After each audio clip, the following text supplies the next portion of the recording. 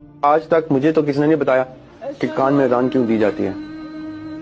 میں آپ کو ایک مزے کا قصہ بتاتا ہوں. when my daughter was born and the nurse, the staff that brought my daughter to me said to me کہ آپ کان میں اذان دے دیں پلیز. تو میرے ہاتھ کانپ گئے. میں نے اس کو کہا مجھے تھوڑا وقت دیں. تو اس نے کہا جلدی کریں, ہم نے یہ کرنا ہے وہ.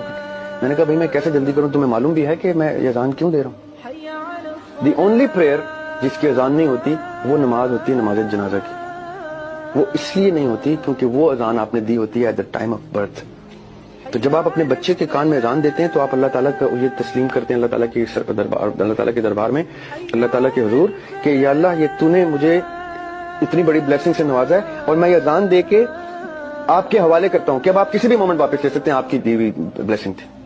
اب my child is ready to be buried any time. تو میرے ہاتھ تو کانپنے واجب تھے کہ اللہ تعالیٰ نے مجھے اتنی بڑی بلیسنگ دی اور مجھے ابھی ایڈمٹ کرنا ہے, ایکسپٹ کرنا ہے, تسلیم کرنا ہے کہ یہ اللہ تعالیٰ کی امانت ہے اور یہ کسی ٹائم بھی جا سکتی ہے. میں اس کی جنازہ کی نماز کی اذان بھی دے دیتا ہوں. اتنا بریو ہوں. یہ جس کو ریئلائز ہوتا ہے اس کا ہاتھ کانپ جاتے ہیں جب اس کے ہاتھ میں اس کا بچہ ہوتا ہے.